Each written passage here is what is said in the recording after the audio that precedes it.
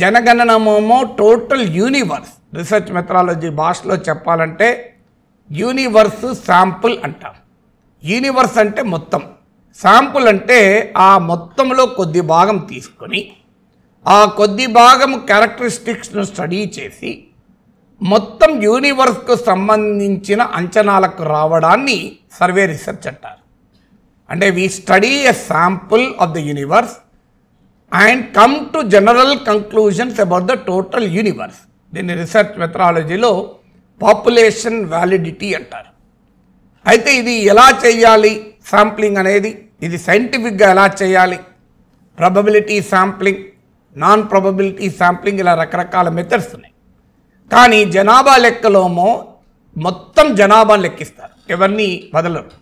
Sample ఏమో జనాభా లెక్కలకు కాదు. ఇప్పుడు నేషనల్ శాంపుల్ సర్వే కానీ, నేషనల్ ఫ్యామిలీ హెల్త్ సర్వే కానీ, అలాగే మీకు situational assessment of agricultural house holds కానీ, భారతదేశంలో 2008లో వచ్చిన కలెక్షన్ ఆఫ్ స్టాటిస్టిక్స్ చట్టం, గణాంకాల సేకరణ చట్టం 2008 ప్రకారము రాష్ట్ర ప్రభుత్వాలు కూడా ఇలా సమాచారాన్ని సేకరించుకోవచ్చు.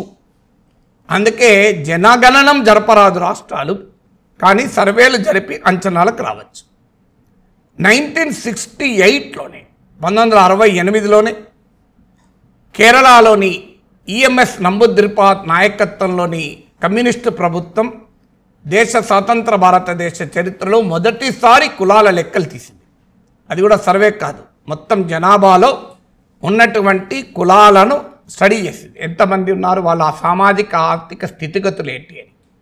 కారణం ఆ రోజు ప్యాటర్న్ ఆఫ్ రిజర్వేషన్స్ డిసైడ్ చేయడానికి, తమ సామాజిక ఆర్థిక విధానాలు సోషియో ఎకనామిక్ పాలసీస్ని డిసైడ్ చేయడానికి ఆ రోజు 1968లో కేరళలో ఈఎంఎస్ నంబూద్రిపాద్ నాయకత్వంలోని వామపక్ష ప్రభుత్వం లెక్కలు జరిపింది. తర్వాత 2010లో భారత పార్లమెంటు ఏకగ్రీవ తీర్మానాన్ని ఆమోదించింది, కుల గణనం కూడా జరపాలని. ఇంట్రెస్టింగ్ థింగ్ ఏంటంటే ఆ ఏకగ్రీవ తీర్మానానికి కాంగ్రెస్, బీజేపీతో సహా అన్ని రాజకీయ పార్టీలు ఏకీభవించాయి.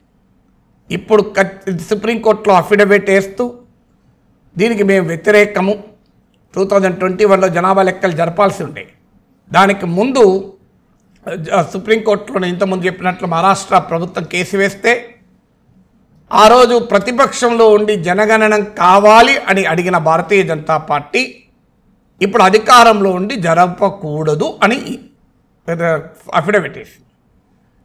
సో ఈ 2011లో మొదటిసారి దేశ చరిత్రలో జాతీయ స్థాయిలో సోషియో ఎకనామిక్ క్యాస్ట్ సెన్సెస్ నిర్వహించారు. అయితే మీరు అనొచ్చు, మరి సెన్సస్ యాక్ట్లో ఇది లేదు కదా, ఎలా జరిపారని. కారణం దాన్ని ఆ 2011 సోషియో ఎకనామిక్ సెన్సెస్ను జనాభా లెక్కల చట్టం ప్రకారం జరపలేదు.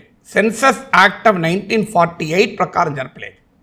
సెన్సస్ యాక్ట్ ఆఫ్ 1948 ప్రకారము జరిపే జనాభా లెక్కలు రిజిస్ట్రార్ ఆఫ్ సెన్సస్ ఆపరేషన్స్ ఆధ్వర్యంలో జరుగుతుంది.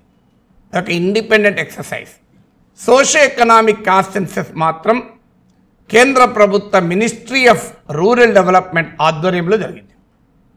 కానీ ఆ డేటా బయటికి గతంలో ఉన్న కాంగ్రెస్ ప్రభుత్వము విడుదల చేయలేదు, తర్వాత అధికారంలోకి వచ్చిన బీజేపీ ప్రభుత్వము విడుదల చేయలేదు. ఆ తర్వాత కర్ణాటకలో రాష్ట్ర ప్రభుత్వం కులగణన జరిపింది. ఇటీవల 2023లో బీహార్లో నితీష్ కుమార్ ప్రభుత్వం కూడా కులగణన జరిపింది. సో ఇది history of cost census in India. అందువల్ల నేను మీకు ఉదాహరణలతో సహా చెప్పింది. ఇది ప్రపంచంలో కొత్త కాదు, ఈ డిమాండ్ దేశానికి కొత్త కాదు. అమెరికా లాంటి అభివృద్ధి చెందిన ఆధునిక దేశంలో కూడా రేస్, అక్కడ కులం లేదు కనుక రేసును లెక్కిస్తారు.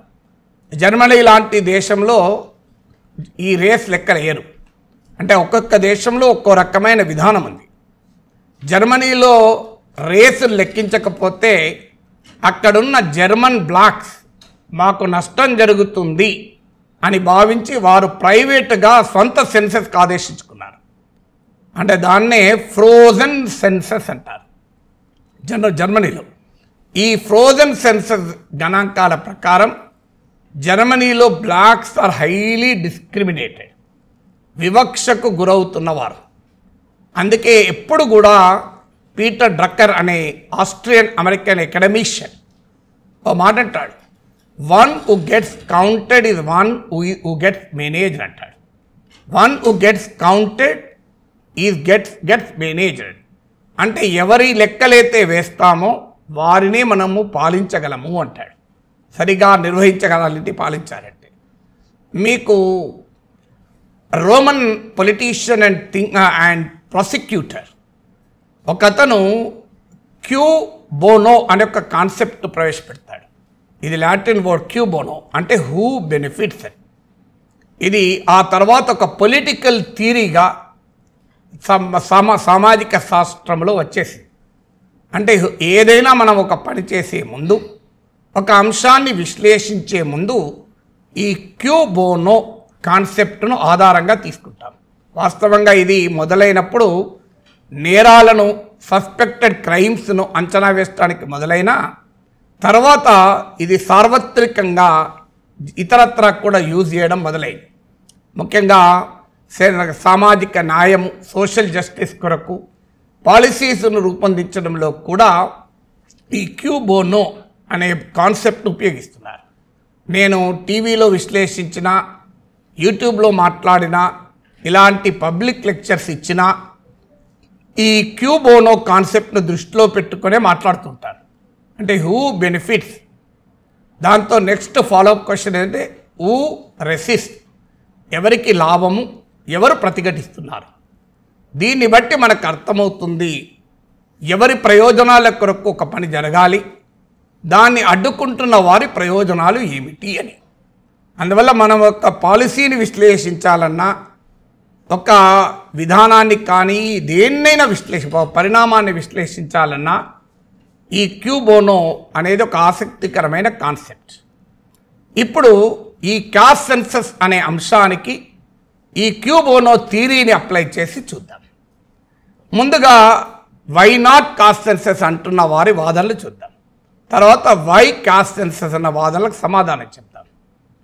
వై నాట్ కాస్ట్ సెన్సస్ అనేవారు ఫస్ట్గా రైజ్ చేస్తున్న అంశం ఏంటంటే, భారతదేశంలో అనేక కులాలు ఉన్నాయి, సబ్ కాస్ట్ ఉన్నాయి, సర్నేమ్స్ ఉన్నాయి, వంశాలు క్లాన్స్ ఉన్నాయి, గోత్రాలు ఉన్నాయి. ఒక్కొక్క కులానికి ఒక్కొక్క పేరుంటుంది, ప్రాంతం బట్టి కూడా పేరుంటుంది. కొన్ని కులాలకు అధికారిక లెక్కల్లో కూడా పేరుండదు. మన దేశంలో కొన్ని కులాల పేర్లు అధికారిక లెక్కల్లో కూడా ఉండవు. Nobody knows what is that cost. Languages, dialects కూడా ఉన్నాయి. నేను ఆదిలాబాద్ జిల్లా, పాత ఆదిలాబాద్ జిల్లా మందమర్రి మండలంలోని ఒక ఎదులాపురం అనే గ్రామం నుంచి వచ్చాను. అక్కడ డామినెంట్ ఓబీసీ కాస్ట్ ఏంటంటే బారా. నాకు చాలా ఏళ్ళ క్రితం నన్ను అడిగారు, సార్ మా కాస్ట్ ఎక్కడ లేదు అంటే, తీస్తే దానికి నియరెస్ట్ ఆరా అని దొరికిందంతే. దాన్నే బారా అనండి అన్నాం, ఏమనలేక. వాళ్ళ భాష కూడా బారా భాష అంటారు. అదేం భాష అంటే తెలుగు కాదు, మరాఠీ కాదు, రెండు మిక్స్డ్ అది. ఎందుకంటే అది మహారాష్ట్రకు ఈ బారా అనే భాష మాట్లాడే బారా కులస్తులు ఆదిలాబాద్, సిరివంచ, మహారాష్ట్ర సిరివంచ, బలార్షా ఈ ప్రాంతాల్లో ఉంటారు, ఇంకెక్కడ ఉండరు ఆ కాస్ట్. సో ఇలాంటి ఒక విచిత్రమైన వైవిధ్యభరితమైన సమాజం మనది. ఎలా చేయగలం? లెక్కలు తీయడం చాలా ఇంపాసిబుల్. ఈవెన్ సుప్రీంకోర్టుకి ఇచ్చిన అఫిడవిట్లో కూడా కేంద్ర ప్రభుత్వం అదే వాదన చేసింది. 2011లో జరిగిన సోషియో ఎకనామిక్ కాస్ట్ సెన్సెస్ను ఉదాహరణగా కూడా చెప్తున్నారు. మీకు దీని లెక్కలు కూడా ఇద్దాం. మీకు నేను ఇంతకుముందు చెప్పినట్టు బ్రిటిష్ ఇండియాలో 1931లో జరిగిన జనాభా లెక్కల ప్రకారం మన దేశంలో 4000 పైచిలకు కులాలు ఉన్నాయి. 4147 cost. 4147 subject to correction, little over 4000 అయితే అక్యురేట్. సో కానీ 2011లో జరిపిన సోషియో ఎకనామిక్ సర్వేలో 46 లక్షల కులాలు ఉన్నట్టు తేలింది. 46 lakh కాస్ట్. ఒక్క మహారాష్ట్ర తీసుకుంటే అక్కడ 494 సుమారు 500 రఫ్గా కాస్ట్లుంటే సర్వే ప్రకారం 4,28,600 కులాలు తేలినాయి. ఎట్లా తేలినాయి అంటే ఇప్పుడు ఉదాహరణకు ఒక కులం ఉంది, బ్రాహ్మణ అని కులం ఉంది.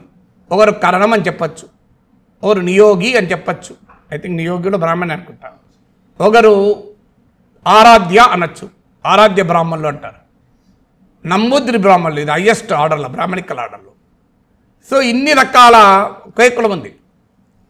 బనియా కాస్ట్ ఉంది, బనియా అనొచ్చు, తెలుగులో కోమటి అనొచ్చు, ఆర్య వైశ్య అనొచ్చు, వైశ్య అనొచ్చు. ఇప్పుడు ఆ ఎన్యూమరేటర్ సోషాలజిస్ట్ కాదు, ఆంథ్రపాలజిస్ట్ కాదు. సో ఈ కులాలన్నీ ఒకటే అని తెలవటానికి రెడ్డి కొండ ప్రిఫిక్స్ అయితే కొండరెడ్డి అవుతుంది, కాపు కొండ కాపు, వెలుమ కొప్పుల వెలుమ. మీకు Reddy upper caste, Kondareddy tribe.